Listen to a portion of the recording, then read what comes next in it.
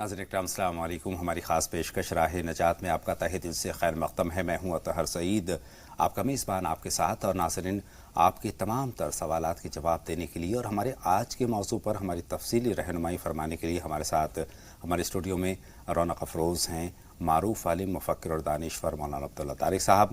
مولانا عبداللہ طارق صاحب کا ہم اسٹوڈیو میں پرتپاک خیر مقدم کرتے ہیں، استقبال کرتے ہیں. ناظرین، ہمارا آج کا موضوع ہے ماحول کا اثر ہماری آنے والی پیڑھیوں پر. حضرت، ماحول کا اثر ہمارے اوپر ضرور پڑتا ہے، خواہ وہ اچھا ہو یا برا ہو. ماحول میں کئی طرح کی چیزیں آتی ہیں. اگر بہتر ماحول ہمیں مل رہا ہے تو ہم بہتری کی طرف گامزن ہوتے ہیں، اور اس کے برعکس اگر بہتر ماحول نہیں ہے تو وہ بھی ہماری شخصیت کو اثر انداز کرتا ہے. اور ماحول خواہ وہ اچھا ہو یا برا ہو، اس کی شروعات ہمارے گھر سے ہوتی ہے. گھر کا ماحول بہتر ہے تو ہم اچھے ہوں گے، ہمارے بچے اچھے ہوں گے، ہماری آنے والی نسلیں اچھی ہوں گی. تو اسی موضوع پر بہت تفصیل سے مولانا عبداللہ طارق صاحب سے ہم آج گفتگو کریں گے، ان کی رہنمائی حاصل کریں گے. شرعی طور پر ہمیں کیا کچھ کرنا چاہیے، اس پر بھی مولانا صاحب کی رہنمائی چاہیے. لیکن مولانا صاحب، ہم آغاز یہیں سے کریں گے کہ کس طرح ماحول ہماری شخصیت کو اثر انداز کرتا ہے. السلام علیکم ورحمۃ اللہ وبرکاتہ. بسم اللہ الرحمن الرحیم. الحمد للہ رب العالمین، والصلاة والسلام علی سیدنا و مولانا محمد وعلی آلہ و اصحابہ اجمعین. اما بعد، محترم حضرات، انسان کی زندگی کے پہلے سانس سے لے کر اور زندگی کے آخری سانس تک جی، ہمیں ایک خاص ماحول کی ضرورت ہوتی ہے. بے شک. ہمیں سے مراد انسان کو بھی، اور خاص طور پر ایک کسی اہل اسلام کو، کسی صاحب ایمان کو ایک خاص ماحول کی ضرورت ہے. جی، بچہ جب پیدا ہوتا ہے تو سب سے پہلی آواز جو اس کے کان میں پہنچانے کی کوشش کی جاتی ہے وہ اذان کی آواز ہوتی ہے. بے شک. اس وقت تک وہ دنیا کی کوئی بات سمجھ نہیں رہا ہے، اور سوچنے والا ایک عام نظر سے دیکھے گا تو سوچے گا کہ یہ غیر ضروری کام ہو رہا ہے، اس کے کان میں اذان کہنے سے کیا فائدہ. لیکن اس کے پیچھے مصلحت ہے. اس کے پیچھے مصلحت یہ ہے کہ اس کی فطرت پر سب سے پہلی چیز جو نقش کی جا رہی ہے وہ اللہ کا نام ہے. بے شک. جی، حضرت محمد مصطفیٰ صلی اللہ علیہ وسلم کا نام نامی ہے. بے شک. اللہ سے اور اس کے رسول سے وفاداری کا عہد ہے. بے شک. اشہد ان لا الہ الا اللہ، نماز ہے. یہ ساری چیزیں روز اول جو اس کے کان میں بول دی جاتی ہیں اس کی فطرت اسے محفوظ کر لیتی ہے. بے شک. اسی طریقے سے جب آدمی دنیا سے جاتا ہے اس وقت بھی اس خاص ماحول کی ضرورت ہوتی ہے کہ اس کے پاس کوئی سورہ یاسین پڑھنے والا ہو، اس کو کلمے کی تلقین کرنے والا ہو، اس کو ابھی دم نکل جائے تو اس کے نہلانے دھلانے والا کوئی آدمی ہونا چاہیے، اس کے لیے کفن دینے والا کوئی آدمی ہونا چاہیے. ہم نے دیکھا ہے بعض ایسے علاقوں میں لوگ جہاں رہتے ہیں وہاں کسی کی موت ہو جائے تو وہ ڈھونڈتے پھرتے ہیں. ہم بستی نظام الدین اولیاء میں خاص طور پر دیکھتے ہیں آس پاس کی آبادیوں کے لوگ سیدھے وہاں آتے ہیں.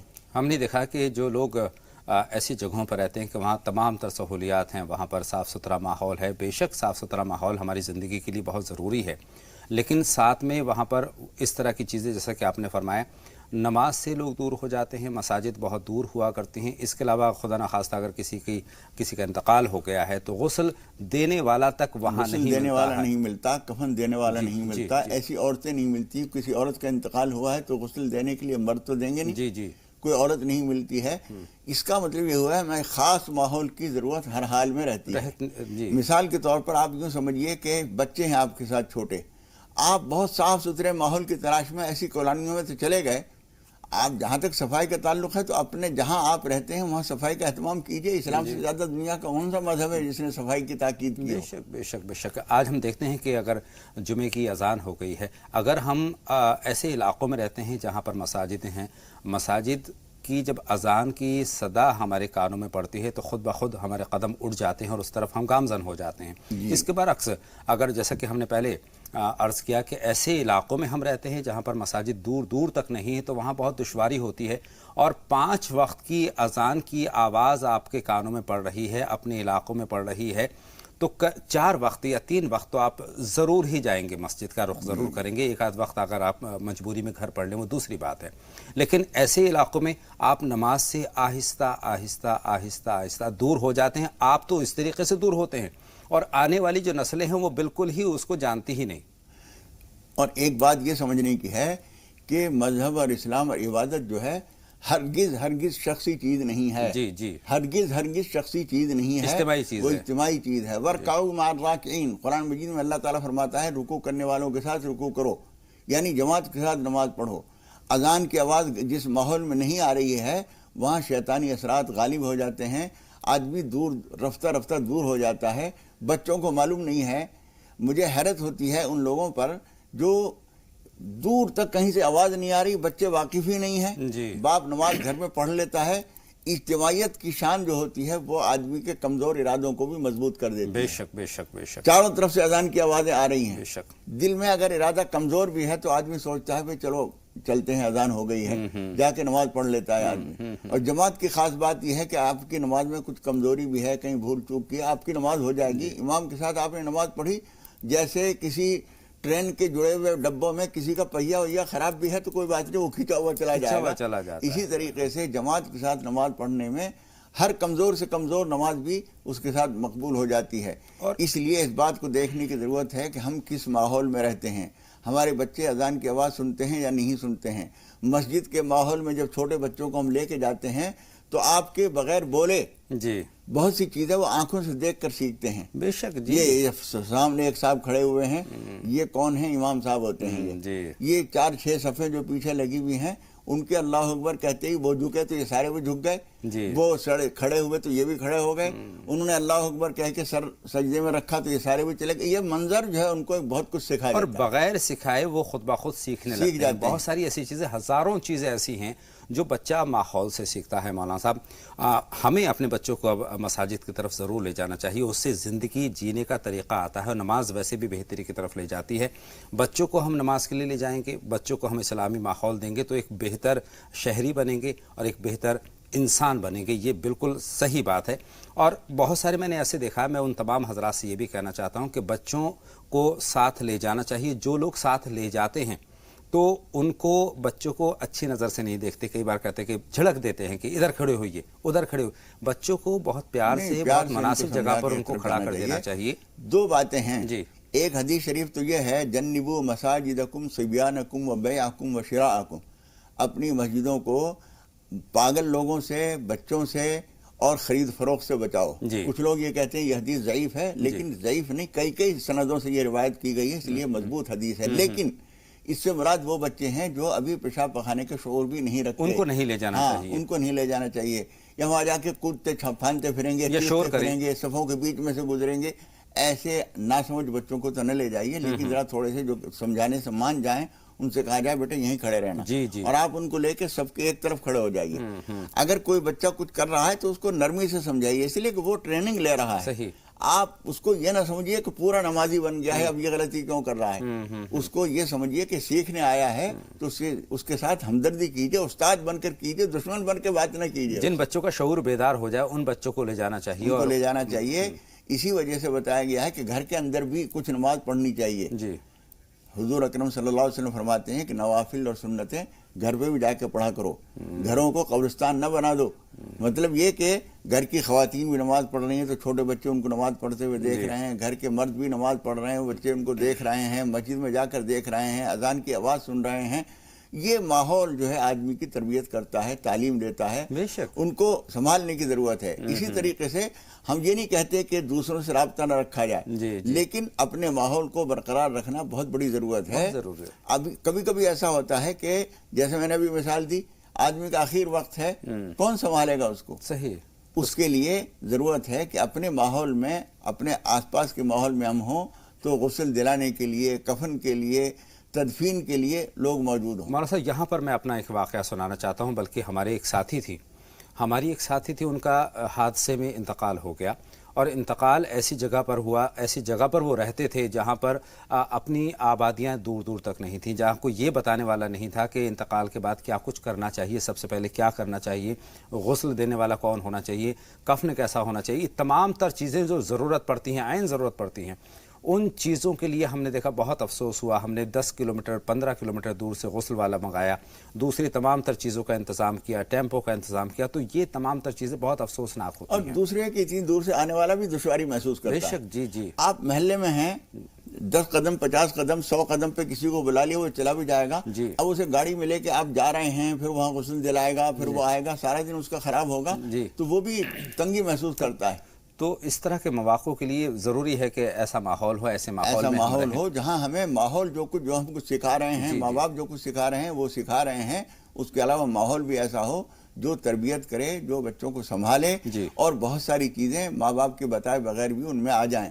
مثال کے طور پر آتے جاتے سلام ہو رہا ہے, آدمی کو پتہ چلنا چاہیے کہ آتے جاتے سلام جو کرتے ہیں وہ بہت سارے لوگ یہ سمجھتے ہیں کہ ان سے ہمارا کوئی پہچان تو ہے نہیں, یہ ہمیں سلام کیوں کر رہے ہیں. ارے بھائی حضور اکرم صلی اللہ علیہ وسلم فرماتے ہیں السلام علی من عرفت ومن لم تعرف, سلام کرو اس کو بھی جسے تم جانتے ہو اور اسے بھی جس کو تم نہیں جانتے. تو ماحول میں سلام ہوگا تو اسے پتہ چلے گا سلام کیا ہوتا ہے. اس لیے سلام کا موجود ہونا, خیریت پوچھنا, کس وقت میں کیا بات بولنی ہے, باپ کے دوست احباب آ رہے ہیں تو وہ کس طرح سے بات کریں گے, گھر کے اندر آنے جانے والے لوگوں پر بھی نظر رکھنے کی ضرورت ہے, کس طرح کے لوگ گھر میں آئیں, کس طرح کے نہ آئیں.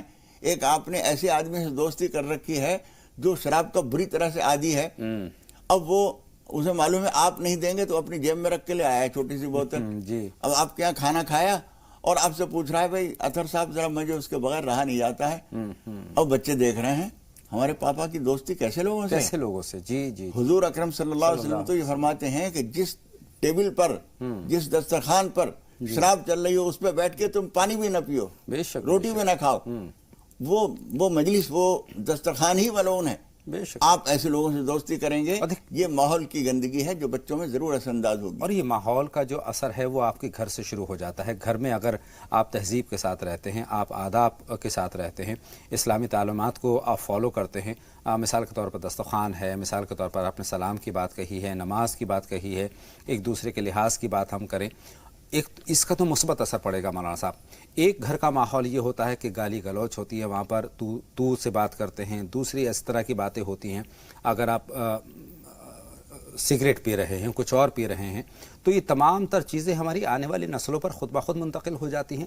تو ماحول اپنے گھر کا بہتر بنانے کی ضرورت ہے. تو کس طرح سے مولانا صاحب اس میں اور وضاحت کے ساتھ پوچھنا چاہتا ہوں آپ سے. پہلی چیز یہ ہے کہ آپ اپنی زندگی کو نمونہ بنائیں. جی بے شک, جس کو دیکھ کر آدمی سیکھے. چھوٹے بچے جو ہیں بندر کی طرح دیکھ کے سیکھتے ہیں, جو کچھ آپ کر رہے ہیں وہ کریں گے. ماں نماز پڑھتی ہے تو چھوٹا بچہ 2 سال کا 2.5 سال کا ابھی پاجامہ بھی پہنے ہوئے نہیں ہے, گھٹنے کھلے ہوئے ہیں, بنیان پہنے ہوئے ہے, وہ سجدہ کر رہا ہے کبھی مشرق کی طرف کبھی مغرب کی طرف. وہ اس نے ایک کام ہوتے ہوئے دیکھا ہے, وہ اسے کر رہا ہے. اب ماں کو دیکھا وضو کرتے ہوئے, الٹا سیدھا جو ہے وہ وضو کرنا شروع کر دیا, کپڑے سارے بھگو لیے. ماں کہتی ہے بیٹے ٹھہر جاؤ, وضو میں کراؤں گی تمہیں. اس نے سارے منہ دھونے میں سارے کپڑے گندے کر لیے. یہ سب کیوں کر رہا ہے؟ وہ اسے طریقہ نہیں آتا, لیکن اسے معلوم ہے کہ یہ کام بھی کرنے کا ہوتا ہے. نماز پڑھ رہا ہے, کس رخ سے پڑھنی ہے وہ بعد میں معلوم ہوگا, لیکن نماز پڑھنی ہے سیکھ رہا ہے. نماز کے ساتھ مسجد میں والد کے ساتھ جانے کی کوشش کر رہا ہے. ہم نے دیکھا ہے بہت بچپن میں, ہم بھی اور ہمارے اور چھوٹے بھی, وہ روزہ رکھنے کے لیے اصرار کرتے ہیں. ماں باپ کہتے ہیں ابھی تم سے روزہ نہیں رکھا جائے گا, بہت اصرار کرتے ہیں. انہیں کہتے ہیں اچھا 1 ڈاڑھ کا روزہ رکھ لو, یا یہ کہ صبح سے لے کے دوپہر تک کا روزہ ہوگا. بچوں کا ایسے ہی ہوتا ہے, اور دوپہر کھانا کھا لو, وہ تمہاری افطار اور سحر ہو جائے گا, پھر اس کے بعد شام تک کا روزہ رکھیں گے. اس طرح بہلا پھسلا کے. یہ چیز کہاں سے آئی؟ بھوکا رہنے کا شوق کیوں ہے انہیں؟ بڑوں کو دیکھا ہے انہوں نے تو روزہ رکھنے کا شوق ہے ان کو, قربانی کا شوق ہے. ہم یہ دیکھتے ہیں بہت سارے لوگ قربانی کرتے ہیں تو جانور کہیں خریدا اور کہیں ذبح کرا دیا اور وہاں تقسیم ہو گیا گوشت. بچوں نے دیکھا ہی نہیں قربانی ہوتی کیا ہے. تو یہ چیز جو ہے ماحول دکھائے گا, ماحول سکھائے گا. کیسے ماحول میں کہاں آپ رہیں گے جہاں آپ بکرا لا سکیں, اس کو قربانی کر سکیں, بچے اسے دیکھیں, اپنے ہاتھ سے قربانی کریں, اپنے ہاتھ سے وہ تقسیم کریں, تو انہیں پتہ چلے گا کیا سماج ہے, اسلامی سماج کیا ہوتا ہے, اسلامی روایات کیا ہوتی ہیں, آپس کا لین دین ہمدردی کیا ہوتی ہے. ماں اس کو سمجھائے گی بیٹے فلاں جگہ دے دینا, ان کے یہاں تو کئی بکرے ہوئے ہیں, یہ گوشت فلاں کے یہاں پہنچا کے آؤ. اور وہاں جا کے وہ جائے گا, سلام کر کے وہ گوشت ان کو دے گا, اسے پتہ چلے گا. بعض بزرگوں کو ہم نے دیکھا کہ فقیر آیا ہے گھر پہ, اس نے صدا دی ہے تو وہ خود نہیں دیتے ہیں, بچے سے کہتے ہیں لو یہ 10 روپے وہاں دے کے تاکہ اس کو دینے کی عادت اس کو دینے کی عادت پڑے. یہ ساری تربیت جو ہے یہ ایک دن میں نہیں ہو سکتی, اور ساری باتیں زبان سے نہیں سمجھائی خود بخود بچہ سیکھتا ہے, عمل سے بتائی, ماحول سے سیکھتا ہے. ماں صاحب تو گھر کی بات ہوئی, گھر سے باہر ہم نکلتے ہیں, محفلوں میں جاتے ہیں, ہم اسکول ہمارے بچے جاتے ہیں, تقریبات میں ہم شرکت کرتے ہیں, تو یہ تمام تر چیزیں ہمارے کس طرح سے اثر انداز کرتی ہیں؟ اس چیز کے لیے بھی ضروری ہے کہ ہم اسکول بھی ایسے تلاش کریں جہاں اسلامی تربیت کا کچھ نہ کچھ حصہ ضرور ہو. اگر نہیں ہو تو گھر میں تعلیمات کا سلسلہ, گھر میں تعلیم کی کمی کو پورا کریں جو ہم وہاں نہیں مل رہی ہے. اسی طریقے سے کوئی استاد تعلیق ایسے مقرر کیے جائیں, کہیں ایسی مجلسوں میں جانے کا اہتمام کیا جائے, گھر کے اندر ایسی مجلس کبھی کبھی منعقد کی جائے, کسی عالم دین کو, کسی استانی کو بلا کر بچیوں کے ساتھ بٹھا کر کچھ دین کی باتیں کہلوائی جائیں. ماحول بنانا ضروری ہوگا, بغیر اس کے بہت ساری چیزیں نہیں آئیں گی. آپ یہ نہیں کر سکتے کہ کتابیں دے دیں, کتابوں سے وہ سیکھ لیں. ہر چیز کتاب سے نہیں آتی, ہر چیز خطاب سے نہیں آتی, زبانی سے بھی نہیں آتی. ہر چیز جو ہے دیکھنے کی بھی ضرورت پڑتی ہے. اس لیے اس کو دکھائیے, اس کو موقع فراہم کیجیے کہ وہ بہت ساری چیزیں دیکھ کر سیکھے, لوگوں سے سن کے دکھے, لوگوں کو کرتے ہوئے دیکھے. وہ صرف بیٹھا ہے لیکن اس نے دیکھا عید کی نماز کے لیے آپ لے کے گئے ہیں, اب وہ ہر طرف سے لوگ آ رہے ہیں, مسلح ہاتھ میں ہیں, دوڑے ہوئے آ رہے ہیں, اسے پتہ چل رہا ہے کہ ٹائم کم رہے گا اس لیے دوڑ رہے ہیں.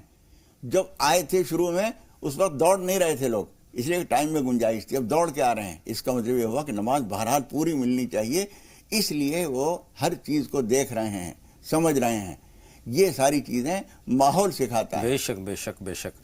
مولانا صاحب ایک سوال یہاں پیدا یہ ہوتا ہے کہ ہم محفلوں کی بات کریں گے, محفلیں بہت ساری ایسی ہوتی ہیں جہاں پر شراب نوشی ہوتی ہے, جہاں پر کھانے کے آداب دوسرے ہوتے ہیں, جہاں پر بات چیت کا انداز دوسرا ہوتا ہے. اس طرح کی تقریبات ہوتی ہیں جن کی اجازت اسلام نہیں دیتا ہے. تو یہ محفلیں, یہ تقریبات کا جو ماحول ہوتا ہے اس کا کتنا اثر ہمارے پر پڑتا ہے؟ کن محفلوں میں ہمیں شرکت کرنی چاہیے, کن محفلوں سے ہمیں گریز کرنا چاہیے؟ دیکھیے, جو محفل جس کا میں نے ذکر کیا, شراب چل رہی ہے, کوئی ناپاک گندی چیزیں وہاں چل رہی ہیں, کھانے پینے کا کوئی سلیقہ نہیں ہے, ان سے گریز کیجیے.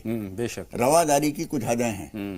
رواداری کے رعایت میں یہ نہیں ہوگا کہ ٹھیک ہے, ہمیں کیا مطلب. دوسرا ایک مقولہ مشہور ہے, مجھے یاد ہے, وہ غلط ہے شرعی لحاظ سے, کہ یار کی یاری سے کام, فعلوں سے کیا کام. یہ مقولہ اور یہ کہاوت بالکل غلط, گمراہ کن ہے.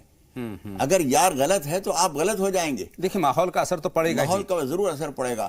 حضور اکرم صلی اللہ علیہ وسلم نے یہاں تک فرمایا ہے کہ جو لوگ اونٹ چراتے ہیں ان کے اندر کھنس اور کینہ پیدا ہو جاتا ہے, اور جو لوگ بکریاں چراتے ہیں ان کے اندر مسکنت, عاجزی, نرم مزاجی آ جاتی ہے. یہ تجربے کی بات ہے. بکری سے اثر آ رہا ہے انسان کے اوپر, اونٹ سے اثر آ رہا ہے انسان کے اندر, تو انسان کا اندر انسان کا اثر ضرور آئے گا.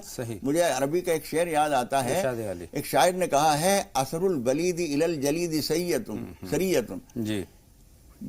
بدھو اور نااہل نالائق لڑکوں کا اثر لائق بچوں کے اوپر جلدی آتا ہے. اور اس کی مثال وہ یہ دیتا ہے کہ جس طرح سے راہ کے اندر انگارہ دبا دیا جائے یا سلگتا ہوا کوئلہ دبا دیا جائے, تو وہ راکھ کو انگارہ نہیں بنا دیتا, بلکہ وہ راکھ اس کو ٹھنڈا کر دیتی ہے. بالکل اسی طریقے سے غلط ماحول کے اندر اچھا آدمی جائے گا تو وہ غلط ہو جائے گا. آپ رواداری کے نام پر یہ چیزیں نہ اختیار کیجیے. شراب چل رہی ہے, ہم اس میں نہیں شریک ہو سکتے, ہم ان سے جھگڑا نہیں کریں گے, ان کے ساتھ بدتمیزی نہیں کریں گے, لیکن ہم کہہ دیں کہ آپ اپنے کام سے فارغ ہو جائیے, میں باہر بیٹھا ہوں. وہاں باہر ملتے ہیں. اور آپ کے عزیز ہیں, آپ کی بات مان بھی لیتے ہیں. اگر آپ اس انداز میں شریف آدمی سمجھ لیتا ہے کہ یہ چیز ایک پسند نہیں کرتے, ہمارے ساتھ نہیں بیٹھ سکتے, وہ کہیں گے بھی آپ بیٹھ جائیے, اس میں نہ شریک ہو, نہیں ہم بیٹھ بھی نہیں سکتے, آپ فارغ ہو لیجئے, ہم باہر ملتے ہیں. نتیجہ یہی نکلا مولانا صاحب ہماری تمام بات چیت کا, اور تمام آپ نے جو شرعی رہنمائی ہمارے ناظرین تک پہنچائی, کہ ہمیں بہتر ماحول اپنی زندگی میں شامل کرنا چاہیے, بہتر ماحول میں ہمیں رہنا ہے تاکہ آنے والی نسلوں پر بھی اچھا اثر پہنچے. تو ماحول چاہے وہ گھر کا ماحول ہو, چاہے علاقے کا ماحول ہو, چاہے محفلوں کا ماحول ہو, چاہے اسکول کا ماحول ہو, یہ دیکھیں کہ اسلامی آداب کے مطابق ہے یا نہیں, اور اس طرح سے اپنی اصلاح بھی ہوگی. اپنی اصلاح کے ساتھ ساتھ ہمارے بچے جو ہے بہتر مستقبل کی طرف گامزن ہوں گے. بہت شکریہ. 2 کالر ہمارے ساتھ موجود ہیں, فہیم صاحب ہیں اور ظاہر شیخ صاحب ہماری فون لائن پر موجود ہیں. پہلے فہیم صاحب سے ہم بات کریں گے. خیر مقدم آپ کا فہیم صاحب, سوال پوچھیے.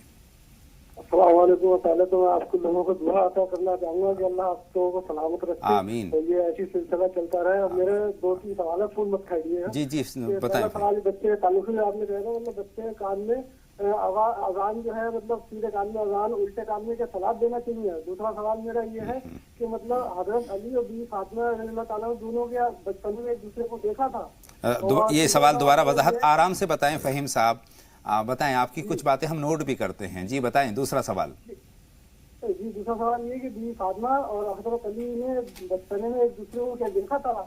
جی ٹھیک ہے. تیسرا سوال میرا یہ ہے کہ مطلب نماز سجدہ صحب جو ہوتا ہے وہ کون کون سی چیز ایسی ہیں جس سے واجب ہو جاتا ہے سجدہ صحب کرنے سے.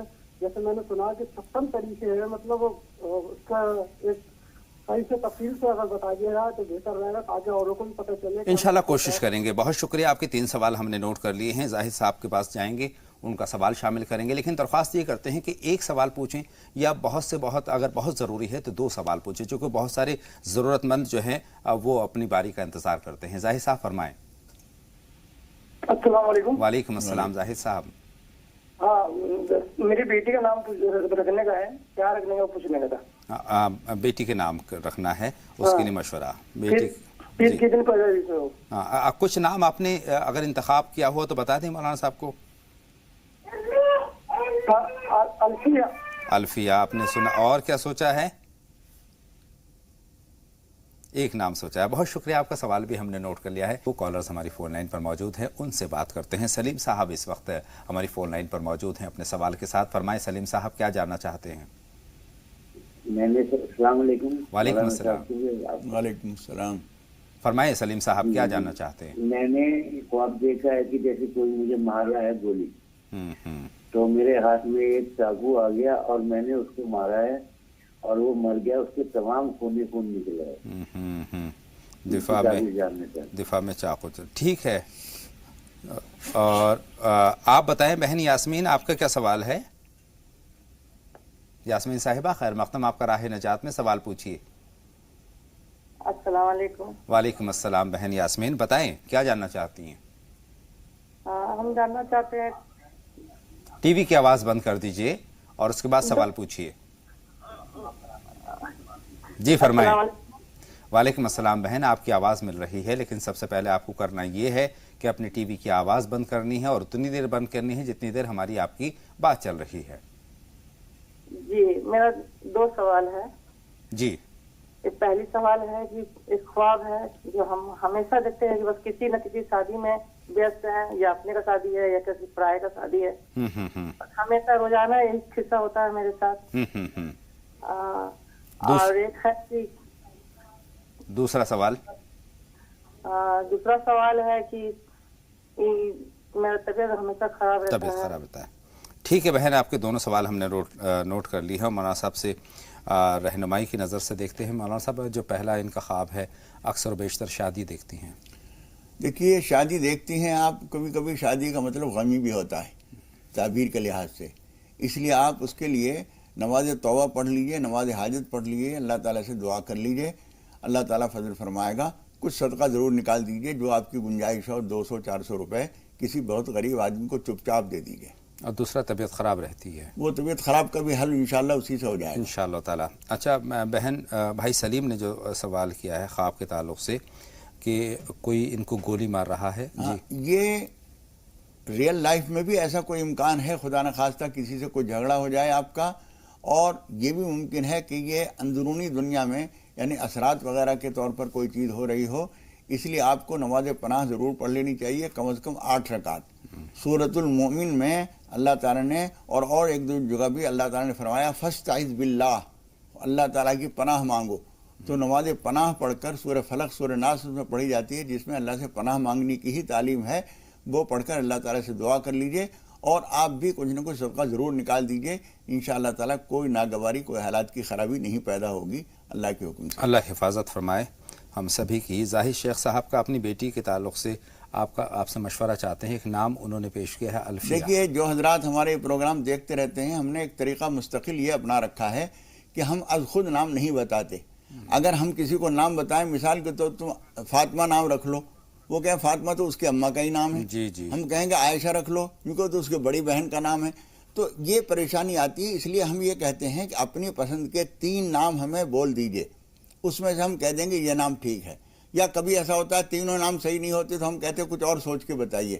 لیکن انہوں نے الفیہ کہا ہے، کوئی حرج نہیں ہے، الفیہ نام ٹھیک ہے. الفیہ کا مطلب ہزاری، अल्फ कहते हैं 1000 को, तो हजारी भी कोई हर्ज नहीं है, ठीक है नाम।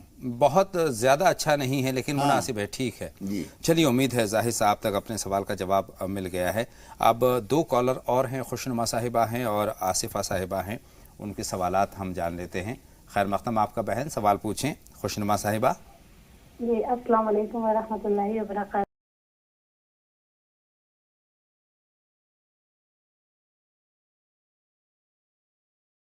के जरिए मेरे यहाँ बेटा हुआ है माशाअल्लाह, बहुत मुबारक, बहुत मुबारक। और भाई लेकिन हम उसके जरिए से हम ये पूछना चाहते हैं कि मौलाना साहब उसके हक में दुआ भी कर दें, और जो है वो इमाद और शाकिब के माने जानना चाहते हैं भाई।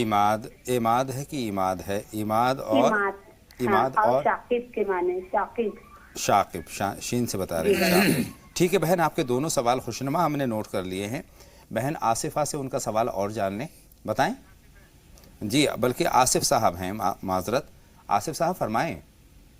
जी साहब, अस्सलाम वालेकुम। वालेकुम अस्सलाम। मैं जनाब तमाम आप लोगों को बहुत बहुत शुक्रिया। मैं एक बात ये पूछना चाहता हूँ कि मैं काफी टाइम तक मुझे पूरी जिंदगी में अपनी परेशानी हैगी और मैं इस परेशानी से निकल नहीं पा रहा हूँ। मेरी बीवी बच्चे सारी दुआ भी करते हैं, घर के अंदर बड़ी परेशानी का सामना है। आप कोई दुआ ऐसी बता दीजिए, कोई सदका ऐसा बता दीजिए जिससे हमारी ये परेशानी निकल जाए। अल्लाह बेहतरी का मामला फरमाएं। परेशानी है क्या? परेशानी अगर वजाहत के साथ बता दें कि परेशानी असल है क्या? माशी परेशानी है, परेशानी है कि कोई कामयाबी नहीं मिल पाती और बहुत, अब मेरी भी बच्चे सब बहुत दुआ भी मांगते हैं। घर के अंदर भी अजीब सी वैसी हैगी। आसिफ साहब, मौलाना साहब की बात को बहुत गौर से सुनिएगा और बेहतर होगा कि नोट कर लीजिएगा। जी मौलाना साहब। देखिए, आप एक तो ये कीजिए कि घर के चारों कोनों में 3 दिन तक सुबह भी और शाम भी हल्की हल्की आवाज़ में अजान कहिए। आप कहें, आपका बेटा कहे, ये काम कर लीजिए। और दूसरे ये कि 1 हफ्ते तक रोज़ाना बिला नागा सलातुत तस्बीह, यानी वो नमाज जिसमें 300 मरतबा सुभान अल्लाह अल्हम्दुलिल्लाह पढ़ा जाता है, वो नमाज पढ़िए। आप भी, आपकी अहलिया भी और कोई सा बच्चा भी पढ़े तो बहुत अच्छा है। 1 हफ्ते तक बिला नागा पढ़िए। और ये सब करने के बाद, नमाज़ें पढ़ने के बाद सजदे में सर रखकर अल्लाह ताला से अपनी परेशानियों को इस तरह से कहिए कि जैसे नए सिरे से किसी को बता रहे। वो सब कुछ जानता है बेशक, लेकिन हम जब उसके सामने जिक्र करते हैं अपने दर्द का, तो हम अपनी बंदगी का इजहार और उसके अजीम होने का एतराफ़ होता है। इसलिए उसके सामने बार बार अपनी परेशानी रखिए। 1 हफ्ते तक बिला नागा सलातुत तस्बीह पढ़िए और अल्लाह ताला से तौबा इस्तिग़फ़ार कीजिए। मुझे उम्मीद है इंशाअल्लाह ताला 10 दिन नहीं गुजरेंगे, हालात में बेहतर तब्दीली शुरू हो जाएगी इंशाअल्लाह ताला। और कोशिशें करते रहें और साथ में नमाज़ों का अहतमाम करते रहें। फ़र्ज़ नमाज का माहौल घर में ज़रूर होना चाहिए। बहन खुशनुमा का सवाल ये मौलाना साहब के उन्होंने कहा कि एक मुराद उनकी पूरी हो गई है, बेटा अल्लाह ताला होगा, मुबारक करे, बहुत खुशी की बात है। और सही बात यह है कि अल्लाह ताला का करम ही होता है, और जब कोई मुराद अल्लाह ताला पूरी करे तो आदमी के लिए ज़रूरी है कि वो सलातुल शुक्र पढ़े। कम से कम 8 रकात 10 रकात 2-2 करके नमाज शुक्र पढ़िए। ये अल्लाह ताला की बारगाह में शुक्राने का तरीका ये है कि नमाज के जरिए शुक्र अदा किया जाए। बेशक। और नाम क्या हुआ? अगली बात, इमाद नाम उन्होंने बताया और दूसरा शाकिब। इमाद नाम भी ठीक है, ऐन मीम अलिफ दाल। और शाकिब नहीं सही लफ्ज है, सा, जो अलिफ बा ता के बाद सा आता है वो सा है, सा। और काफ बा, तो हम हमारे बच्चों को बताते हुए बड़ा काफ कहते हैं, वरना काफ तो अलग अलग है, दो बड़ा छोटा कुछ नहीं होता। लेकिन बच्चों को बताने के लिए कहना पड़ता है कि काफ जो 2 नुक्ते वाला होता है वो, और बा, और बिल्कुल शुरू में शीन नहीं है, सीन नहीं है, बल्कि सा है, साकिब। वो दोनों नाम ठीक है, कोई सा भी रख सकते। और ये इमाद, इसको इमाद भी ठीक है। इमाद बताएं। बहुत शुक्रिया।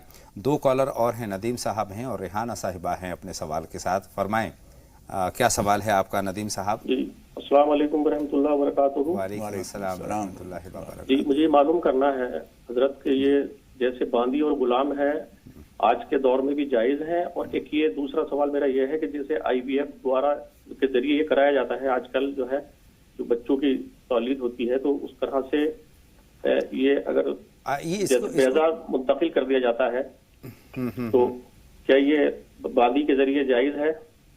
ठीक है, आपका सवाल थोड़ा मफहूम में समझ गया हूँ। मौलाना साहब से इस पर होगी बात।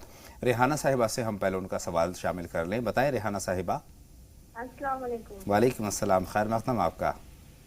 میں آج یہ جاننا چاہتی ہوں جیسے مولانا صاحب نے تسبیح بتائے تھے یا اللہ ہو یا رحمان ہو یا رزاق کو 313 بار پڑھنا. ماشاءاللہ میں پڑھتی ہوں ماشاءاللہ. اور میرے شوہر کا کاروبار ابھی ٹھیک چل رہا ہے. الحمدللہ. تو کیا میں اب وہ کم کر سکتی ہوں جیسا مولانا صاحب بولتے کچھ دنوں میں پھر کم کر دو؟ اور دوسرا سوال یہ ہے کہ کنڈوں کی نیاز میں کیا ہم گوشت بنا سکتے ہیں؟ جی مولانا صاحب دونوں سوالات آپ کے سپرد. دیکھیے آپ اب اس کو کم کرنا چاہیں تو کم کر سکتی ہیں، اور جب کبھی دشواری محسوس کریں تو پھر وہ 313 پہ آ جائیے.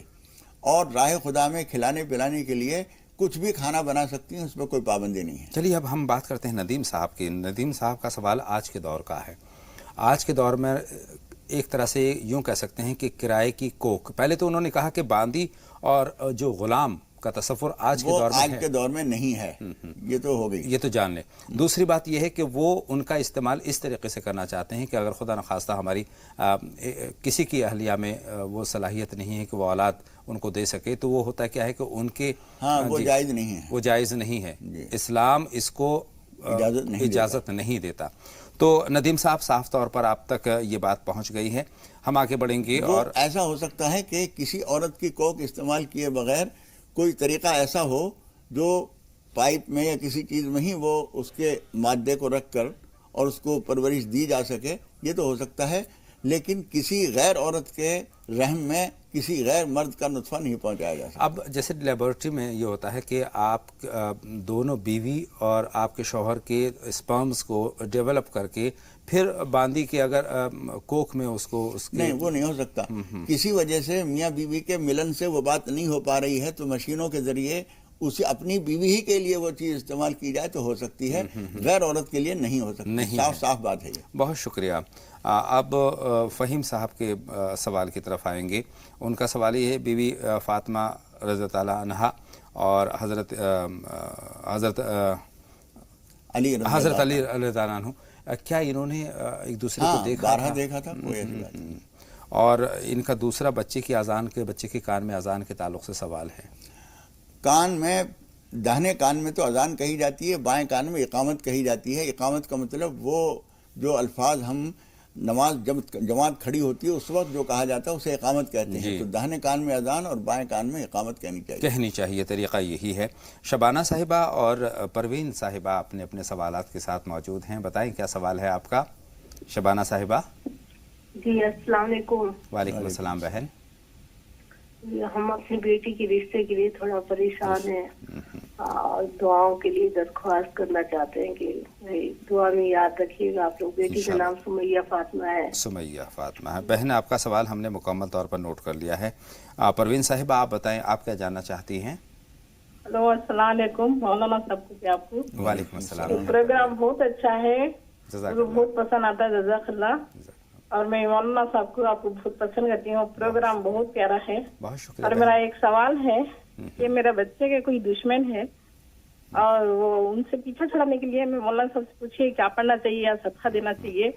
اور یہی بچہ شادی کے لیے مانتا نہیں، شادی کے لیے مان جائے. یہ وظیفہ پوچھنا چاہتی ہوں مولانا صاحب سے. شادی کے لیے ہاں نہیں کرتے ہیں، کے لیے راضی نہیں ہے. ٹھیک ہے بہن، آپ کے دونوں سوال ہمارے پاس آ گئے ہیں اور مولانا صاحب تک بھی پہنچ گئے ہیں. دیکھیے بچے کے لیے حفاظت کی دعا آپ کریں. ماں باپ کی دعا بھی بہت بڑی مؤثر چیز ہوتی ہے. جب کوئی باہر نکلا کریں تو اللہ کی حفاظت میں دے دیا کریں. اور شادی سے منع کرنے کے بہت سے اسباب ہوتے ہیں. کبھی کبھی بچہ ماں باپ کے سامنے اس بات کو نہیں کہہ سکتا جو اپنے دوستوں کے سامنے کہہ سکتا ہے. اس لیے کسی دوست احباب میں سے یا کسی قریبی عزیز سے اس کے دل کی بات لینے کی کوشش کیجیے. کیا وجہ ہے؟ ہو سکتا ہے وہ کسی سے خائف ہو. ہاں، جو بھی کچھ ہو وہ اس کو سمجھنے کی ضرورت ہے. کہیں طبی امداد کی ضرورت ہے، کہیں اس کی کوئی نظر ہے، وہ شرم کی وجہ سے آپ سے بتا نہیں پا رہا، تو کسی اور سے جاننے کی کوشش کی جائے. ورنہ ایک آدمی کی عمر جب شادی کی آ جاتی ہے تو کوئی وجہ نہیں کہ وہ انکار کرے. چلیے اور دعا کی درخواست بھی کی. ضرور دعا کریں گے اللہ تعالیٰ ہم کو. اچھا، شبانہ صاحبہ کا سوال ہے کہ رشتوں میں پریشانی ہے، بچی کا رشتہ کرنا چاہتی، بچی کا نام سمیہ ہے. دیکھیے رشتوں میں پریشانیاں جو ہوتی ہیں وہ کئی اسباب ہوتے ہیں ان کے، جو اب سے پہلے ہم کئی بار ذکر کر چکے ہیں. کبھی ہم نے کچھ بولا ہوا ہوتا ہے، اللہ تعالیٰ سے کوئی وعدہ کیا ہوتا ہے اپنی بچی کے بارے میں، بچے کے بارے میں کہ ہمارا فلاں کام ہو جائے. کسی کام کے لیے بولا ہمارا فلاں کام ہو جائے تو ہم مثال کے طور پر 10 آدمیوں کو کھانا کھلائیں گے اور نہیں کھلا سکے، یاد نہیں رہا تو اسے یاد کرنے کی کوشش کی جائے. یہ سوچتے رہے اب کریں گے. جو کام ہم نے اللہ تعالیٰ سے وعدہ کیا ہے اس کو کر کے نمٹائیے. روزہ رکھنے کا بولا ہے، نفل پڑھنا بولا ہے. بولنے کو تو وہ نفل ہیں لیکن نفل نہیں ہے. اب جب ہم نے بول لیا وہ وعدہ واجب ہو گئے، وہ نظر ہو گئی. وہ نظر جو ہے وہ واجب ہوتی ہے. ایسی کوئی بات ہے وہ کر لیجئے. کبھی کبھی ایسا ہوتا ہے کہ ہم نے بچی ہماری جب چھوٹی تھی، دوسرے کے بچی کی عمر کو بہت ہو گئی تھی، ہم نے کہا کہ دیکھو جوان کر لی ہے بیٹی کو، گھر میں بٹھائے ہوئے ہیں، انہیں شرم نہیں آتی، ان کی شادی نہیں کرتے. اس طرح کے جملے ہم نے بول دیے. اللہ تعالیٰ کے یہاں سب لکھ لیا جاتا ہے. اب جب آپ کی بیٹی اس قابل ہوئی ہے تو آپ کے اوپر تالا لگا دیا گیا. آپ سارے جتن کر رہے ہیں، یہ نہیں سمجھ رہے کہ ہم نے کسی کی بیٹی کے لیے تانا دیا تھا، اس کی سزا ہم بھگت رہے ہیں. ایسی تمام باتوں سے اللہ تعالیٰ سے بار بار پناہ مانگیے، بار بار توبہ کیجیے. پروردگار کوئی غلط جملہ بولا ہو، کسی کی دل آزاری کی ہو، کوئی بڑا بول دیا ہو، اس سے ہم تیری پناہ چاہتے ہیں. انشاءاللہ تعالیٰ کامیابی ملے گی انشاءاللہ تعالیٰ. شگفتہ صاحبہ کا سوال جانتے ہیں. بتائیں بہن. جی السلام علیکم. وعلیکم السلام. بتائیں شگفتہ صاحبہ. آپ لوگوں کی رہنمائی کا بہت شکریہ. بہت مولانا صاحب کی اللہ پاک بہت لمبی عمر کرے کہ اسی طرح ہم لوگوں کی رہنمائی ہوتی رہے. آنے والی نسلیں بھی ان کی بہت نیک بنے اللہ پاک. آمین بہن. اللہ آپ کو بھی سلامت رکھے. سوال یہ ہے بھائی جان کہ ایک غیر مسلم بھائی ہیں، ان کا بچہ 12 سال کا ہے، وہ بہت بیمار ہے، بہت علاج کرا لیا ہے مگر کوئی فائدہ نہیں ہے. بہت زیادہ وہ پریشان ہیں. اس بچے کو سپنے بھی آتے ہیں کہ ہمیں کوئی کاٹ رہا ہے، کوئی مار رہا ہے. مولانا صاحب بتائیں کہ ان کو کیا کرنا چاہیے. اور ایک دوسرا سوال یہ ہے کہ کچھ لوگ سلام کے جواب میں وعلیکم السلام کہتے ہیں اور کچھ لوگ وعلیکس کہتے ہیں، تو یہ کیا صحیح ہے؟ بہن دونوں سوال ہم نے نوٹ کر لیے ہیں اور فاروق صاحب کا سوال اور نوٹ کر لیتے ہیں. بتائیں فاروق صاحب. السلام علیکم. وعلیکم السلام فاروق صاحب. خیر مقدم. بتائیں کیا جاننا چاہتے ہیں؟ میں جاننا چاہ رہا ہوں کہ میں ایک خواب میں دیکھتا ہوں، کبھی نیا جوتا پہنتا ہوں، کبھی جوتا کھو جاتا ہے، تو اس کے بارے میں مولوی صاحب سے جاننا چاہتا ہوں. جی بہت شکریہ. جی مولانا صاحب. دیکھیے آپ سے کہیں دینی معاملے میں کوئی غفلت کوتاہی ہو رہی ہے، اس کو آپ ٹٹولنے کی کوشش کیجئے اور اس سے احتیاط کیجئے. نماز کے معاملے میں ہو، کسی سے وعدہ کر کے آپ بھول جاتے ہوں، نظر انداز کرتے ہوں، کوئی دینی معاملے میں آپ سے کوئی کوتاہی ہو رہی ہے، اس کی احتیاط کیجئے. اللہ تعالیٰ فضل فرمائے گا. آمین. فہیم صاحب کا ایک سوال باقی ہے مولانا صاحب. سجدہ صاحب کے تعلق سے کب واجب ہوتا ہے؟ سجدہ سہو واجب ہوتا ہے جب ہم سے کوئی واجب چھوٹ جاتا ہے یا واجب ڈبل ہو جاتا ہے. اس صورت میں مثال کے طور پر کوئی جو چیز فرض ہے وہ چھوٹی تو آپ کو سجدہ سہو سے کام نہیں چلے گا. مثال کے طور پر رکوع کرنا فرض ہے، آپ کوئی آدمی کسی وقت میں کھڑے کھڑے بے خیالی میں سجدے میں چلا گیا اور وہ رکوع رہ گیا اس کا، تو وہ اس کو نماز دوبارہ پڑھنی ہی پڑے گی. اور درمیانی قاعدہ جو 2 رکعت کے بعد 4 رکعت والی نماز میں جو درمیانی قاعدہ ہوتا ہے وہ واجب ہے، وہ چھوٹ گیا تو سجدہ سہو سے نماز ہو جائے گی. آپ یہ بات معلوم کر لیجئے کسی سے کہ واجبات کتنے ہیں. وہ واجبات میں سے کوئی سی چیز چھوٹے گی تو سجدہ سہو کرنا پڑے گا، اور سجدہ سہو نہیں کیا تو آپ کو نماز لوٹانی پڑے گی. بہن شگفتہ کا سوال ہے سلام کا جواب کیا ہمیں دینا چاہیے؟ صحیح طریقہ دیکھیے سلام کا جواب دینے کا صحیح طریقہ وعلیکم السلام ورحمۃ اللہ وبرکاتہ. لیکن وعلیکم السلام کسی نے کہا تو کا بھی صحیح ہے جواب، اس کا مناسب طریقہ وعلیکم ہے. وعلیکم السلام تم کے معنی میں، تو کے معنی میں ہے. عربی میں تو برا نہیں سمجھا، ہمارے یہاں تو تڑک جو ہے وہ برا سمجھا جاتا ہے، لیکن وعلیکم السلام تیرے اوپر سلام یہ مفہوم ہے، اور وہاں تو غلط نہیں سمجھا جاتا عربی میں. لیکن بہتر جو ہے وعلیکم السلام بہتر ہے. ان کا دوسرا سوال مولانا صاحب قابل ستائش ہے. ہم اس ملک میں رہتے ہیں جہاں ہم ایک دوسرے سے محبت کرتے ہیں، ایک دوسرے کا ہم خیال کریں گے کہ آپ نے کسی غیر مسلم کے بیمار بچے کے لیے ہمدردی کی اور فون کرنے کی کوشش کی اور سمجھنا چاہا. ہم اس بات کی قدر کرتے ہیں. حضور اکرم صلی اللہ علیہ وسلم تو جب مدینہ منورہ اور پورا اسلامی ماحول ہو گیا تھا اس وقت بھی، ایک تو یہ کہ ہم اس ملک میں رہتے ہیں، ہر طرح کے لوگ ہیں، ایسے نہیں. ہم جس ملک میں رہتے ہیں وہاں اگر غیر مسلم بہت کم بھی ہوں تب بھی ہمدردی کرنا ہماری ذمہ داری ہے. ہر انسان کے ساتھ ہمدردی کرنی چاہیے. آپ نے یہ بات پوچھی ہے، میں بہت خوشی ہوئی. اس کے لیے آپ کو یہ کرنا چاہیے کہ وہ اس کام کو نہیں کر سکیں گے. ایک تو آپ ان کو یہ بتائیے کہ وہ کسی وقت میں ان سے کوئی غلطی ہوئی ہو، کوتاہی ہوئی ہو تو ان کے ماں باپ کو اللہ تعالیٰ سے معافی مانگنی چاہیے. جو بھی ان کا معافی مانگنے کا اپنا طریقہ ہے اس طرح سے معافی مانگیں. 10-20 آدمیوں کو وہ کھانا کھلائیں، اور جتنا مجبور پریشان آدمیوں کو کھلائیں گے، 2-4 آدمیوں کو کپڑے بھی دے دیں جو بہت ضرورت مند ہوں، اور کچھ بہت غریب لوگوں کو پیسے بھی دے دیں. اور آپ ان کو سورہ فاتحہ پڑھ کر پانی پر دم کر کے 7 مرتبہ صبح 7 مرتبہ شام پڑھ کر پانی دے دیں اور ان کو پلائیں، چھینٹے بھی لگائیں. اور اپنی بات چیت کا سلسلہ ایک مرتبہ پھر جوڑتے ہیں. مولانا صاحب، ہم ماحول کی بات کر رہے تھے، ماحول کس طرح سے ہماری زندگی کو اثر انداز کرتا ہے، اس پر ہم بات کر رہے تھے. اور اسی بات کے ساتھ ہمیں ایسا ماحول فراہم کرنا چاہیے کہ ہماری آنے والی نسل جتنا کچھ ہمیں دین اور شرافت اور انسانیت اور انسانی ہمدردی اپنے ماحول سے ملی ہے، ہم کوشش کریں کہ اس سے بہتر ماحول اپنے آنے والی نسل کے لیے فراہم کریں تاکہ وہ صالح اخلاق کو سیکھیں، انسانی ہمدردی سیکھیں، اسلام کو سیکھیں، حضرت محمد مصطفیٰ صلی اللہ علیہ وسلم کے طریقے کو سیکھیں. یہ ماحول سکھائے گا. جو باتیں ہم سکھا سکتے ہیں وہ ہم سکھائیں، جو ماں سکھا سکتی ہے وہ سکھائے، لیکن ماحول بھی بہت ساری چیزیں سکھا سکتا ہے، اس کا بدل ماں باپ نہیں ہو سکتا. اور بہتر ماحول میں ہمیں رہنا چاہیے. کالر ہے مولانا صاحب، ان کا جلدی سے ہم سوال جان لیتے ہیں. خیر مقدم، آپ کا سوال پوچھیے. ہلو. اللہ وبرکاتہ. وعلیکم السلام بہن، بتائیں کیا سوال ہے؟ میرا ایک خواب ہے، میں بہت خوش ہوں کہ میرا فون لگ گیا. مولانا بآواز بلند.